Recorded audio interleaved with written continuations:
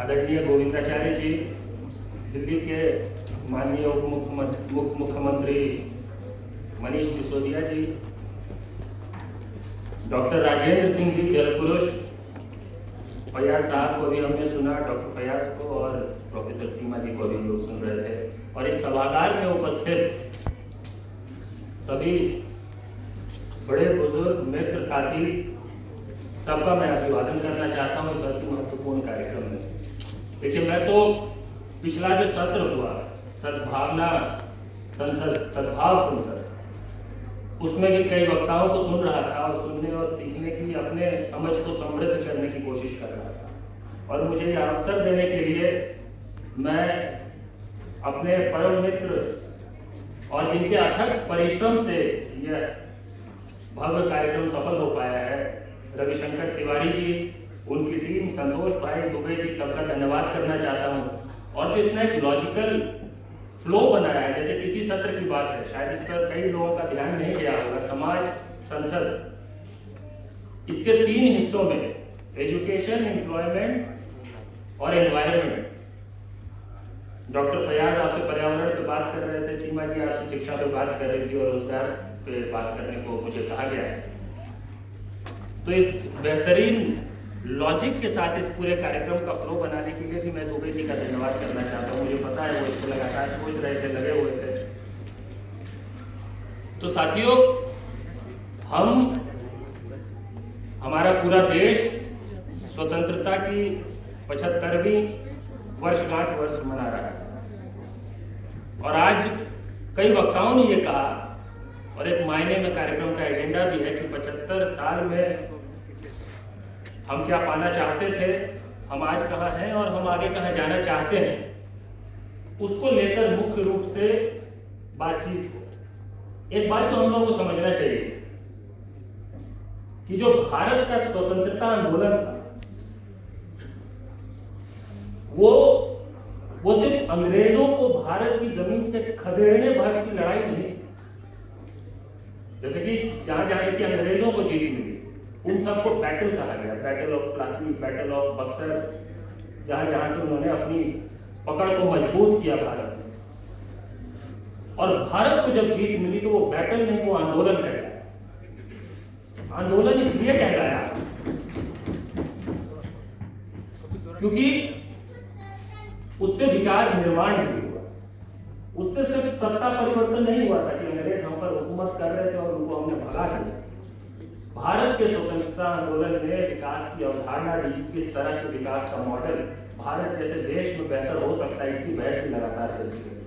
भारत के स्वतंत्रता आंदोलन ने हमें एक ऐसा संविधान दिया जो पहले दिन से, जब से हम लोकतंत्र हुए पहले दिन से, हर किसी को, चाहे वो किसी भी जाति, धर्म, भाषा, क्षेत्र से आता हो, किसी भी तरह की विविधता से हो, सबको राजनीतिक समानता दी। कई देश जो आज लोकतंत्र के प्रवक्ता बनते हैं दुनिया भर में, आपको पता होगा कई देशों में आंदोलन हुए समाज के, आबादी के एक बड़े वर्ग को वोट का अधिकार दिलाने के लिए। भारत को इस पर गर्व करना चाहिए कि भारत वो देश है जहां पहले दिन से ये बहस कभी नहीं रही और उसके बाद कभी इसकी जरूरत नहीं पड़ी कि हम भारतीय तो है लेकिन हमको भी वोट देने का अधिकार होना चाहिए। हर किसी को राजनीतिक समानता मिली पहले दिन से, ये उस स्वतंत्रता आंदोलन की देन थी। लेकिन जब हम इसी की बात करते हैं तो सिर्फ वो जो संविधान जिसकी बात हम कर रहे हैं, वो हमको सिर्फ राजनीतिक समानता देने भर की बात नहीं करता, वो हमको आर्थिक समानता, इकोनॉमिक इक्वालिटी, सामाजिक समानता, सोशल इक्वालिटी की भी बात करता है। और अब मैं इस विषय पर आ रहा हूँ जिस पर मैं मुख्य रूप से अपनी बात रखूंगा, कि जब हम आर्थिक समानता और सामाजिक समानता की बात करते हैं तो आपके जहन में ये सवाल आना चाहिए कि उसके प्राइमरी टूल्स क्या है, कैसे ये संभव हो पाए। शिक्षा जरूर एक महत्वपूर्ण टूल है, और मुझे लगता है कि रोजगार का अवसर अपनी बड़ी आबादी को देना ये एक बहुत महत्वपूर्ण माध्यम है जिसके जरिए हम आर्थिक समानता, सामाजिक समानता का जो सपना है उसको हम पूरा कर सकते हैं। जब हम इसकी, और देखिए ये अभी तो मैं स्वतंत्रता आंदोलन और हमारी जो संविधान की जो मूल भावना थी वहां से लेकर बात आया हूं, लेकिन जब हम रोजगार के आज के दौर में बात कर रहे हैं आज के समय में देश के सबसे ज्वलंत सवालों में से एक। क्यों है ये ज्वलंत सवाल? इसके भी दो कारण। एक तो ये देखिए, आप सुनते होंगे देश भर में कहीं भी कोई भी भाषणबाजी होती है, भारत युवाओं का देश है, भारत युवा देश है, ये सबसे ज्यादा सुनने को हमको मिलता है। और ये सच्चाई है। 65 से 70% आबादी है हमारे देश की जो अंडर 35 है। अब वो अर्थशास्त्री कहते हैं इसको कि हमारा वर्किंग एज पॉपुलेशन बहुत बड़ा है, मतलब कि हमारे विकास में, हमारी प्रगति में योगदान देने वाले जो लोग हैं वो बहुत बड़ी संख्या में है। इसको हम डेमोग्राफिक डिविडेंड कहते हैं, लाभांश कहते हैं, बहुत ही सकारात्मक शब्द है। और इसको लेकर हमेशा ये कहा गया कि भारत के पास डेमोग्राफिक डिविडेंड है तो भारत दुनिया में किसी भी देश को पछाड़ सकता है। लेकिन इसमें भी एक शर्त है, सिर्फ डेमोग्राफिक डिविडेंड होना और वर्किंग एज पॉपुलेशन होना। और पिछले कई वक्ताओं ने यह बात रखी कि अगर उस युवा आबादी को हम शिक्षा न दें, रोजगार न दें, कौशल न दें, मूल्य न दें, तो जो डेमोग्राफिक डिविडेंड है वो बड़ी आसानी से डेमोग्राफिक डिजास्टर भी बन सकता है। मुझे लगता है इससे सहमति होगी आपको। और आज हम जिस दौर में जी रहे हैं, देखिए कुछ तो आंकड़े हैं, मैं अक्सर आंकड़ों की बात भी करता हूं, लेकिन आंकड़े हमेशा पूरे पिक्चर को बताने के लिए सफिशिएंट नहीं है। रियल लाइफ स्टोरीज है हमारे देश में, बहुत कुछ दिख रहा है हमें, घर, परिवार, समाज, देश में हर जगह आंकड़े हैं जो बताते हैं कि बेरोजगारी ने हमारे देश में 45 साल का रिकॉर्ड तोड़ दिया। 2018 का सरकारी आंकड़ा ये बताता है कि भारत, जिसको युवा देश कहते हैं और जिसके डेमोग्राफिक डिविडेंड पे हमें नाज है, उस देश में एनसीआरबी का आंकड़ा ये बताता है कि हर 2 घंटे में 3 बेरोजगार खुदकुशी करने लगे। ये तो सबसे बड़ी बहस होनी चाहिए हमारे देश में इस वक्त, कि जिस बात को लेकर हम गर्व कर रहे हो, उस जिस मूल को, जिस आधार को लेकर, और इस पर सोचे बिना हम आगे का समाधान नहीं सोच सकते। इस पर अगर हम इस रेत में सर डाल दें, ऑस्ट्रिच अप्रोच अपना लें, तो फिर बाकी सारी बातें जो है वो शोशेबाजी। ये कहना कि हम आगे बढ़ जाएंगे, हम जोर से नारा लगा देंगे आगे बढ़ जाएंगे, हम लोग इकट्ठे हो जाएंगे, हम लोग एकजुट हो जाएंगे आगे बढ़ जाएंगे, ये सब लफाजी। हमको सोचना पड़ेगा कि अगर हमको आगे बढ़ना है तो ये जो हमारे पास इतनी बड़ी ताकत है, उनको हम क्या उस ढंग से रोजगार के अवसर दे पा रहे हैं, और उसको लेकर जिस स्तर पे बहस आपके हमारे बीच, जिस तरह का संवाद होना चाहिए, वो हो पा रहा है कि नहीं। और अब जब संवाद की बात आती है तो मैं इस बात के साथ अपनी बात का समापन भी करूंगा। देखिए, मुझे लगता है कि जो लोक संसद हुआ, जिसके लिए मैं आयोजकों को बधाई दे चुका हूं, फिर से बधाई देना चाहता हूं, ये बहुत महत्वपूर्ण काम हो रहा है।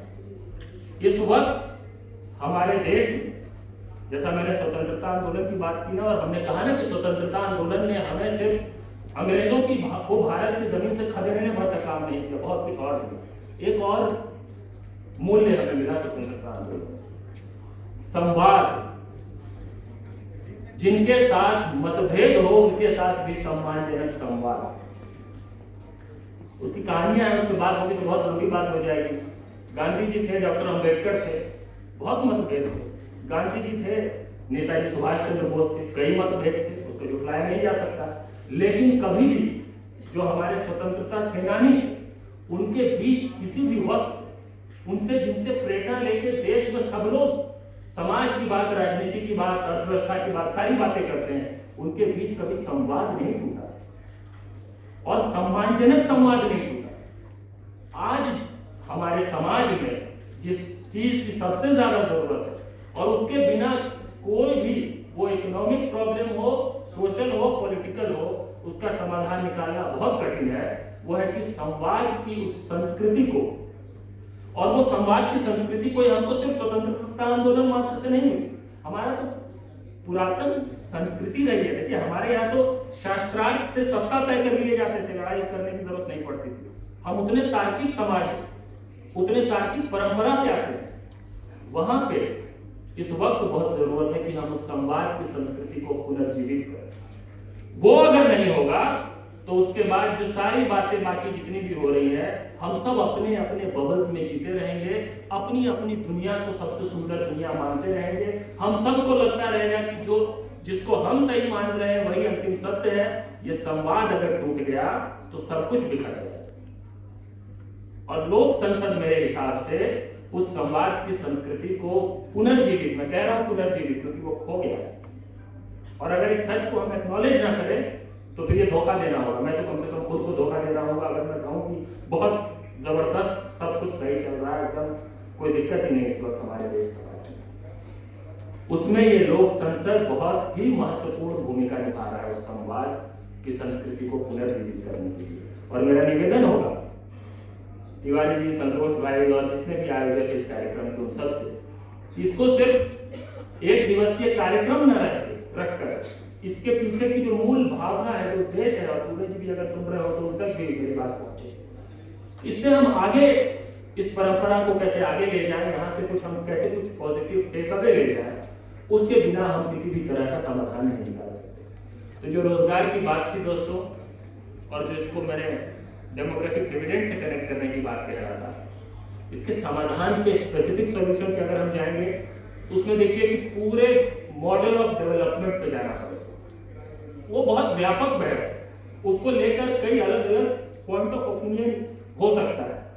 हमारे देश में तो 93-94% जो है असंगठित क्षेत्र में रोजगार है, 6-7% है जो संगठित क्षेत्र में है।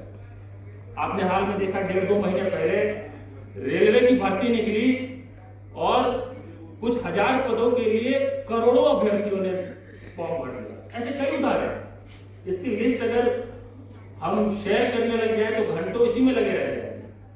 ये किस बात का सिम्टम है? कुछ तो अनरेस्ट है, कुछ तो असंतोष है, कुछ ना कुछ तो है जो ठीक नहीं है। और अगर इसको ठीक करना है तो स्टेप 1 है एक्नॉलेजमेंट ऑफ द प्रॉब्लम। इस बात की स्वीकारोक्ति की समस्या है। अगर स्वीकारोक्ति नहीं होगी तो फिर निकल रहेगी अलग दुनिया में। फिर उसके बाद फिर हम और आगे चलते जाएंगे और हम अड़ोस पड़ोस में देशों को देख रहे हैं कि क्या क्या हो रहा है। तो मेरा बस इस कार्यक्रम के माध्यम से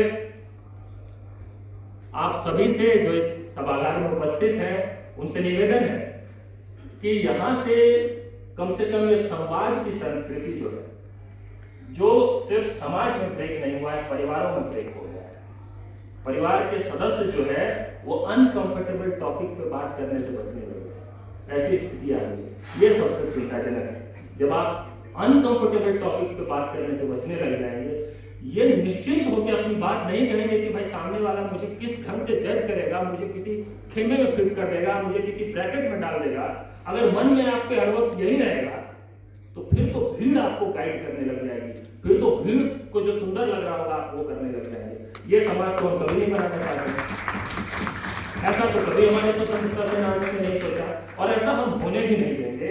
और इसलिए हम लोग लगातार पढ़ाई, कमाई, दवाई जैसे मुद्दों पे, रोजगार जैसे सवाल पे इसी तरह से सॉल्यूशन ओरिएंटेड ढंग से सकारात्मक संवाद करने की कोशिश कर रहे हैं। और आप सबसे निवेदन करेंगे कि ये जो कोशिश है इसको आप लोग सब भी आगे बढ़ाएं। बहुत बहुत धन्यवाद।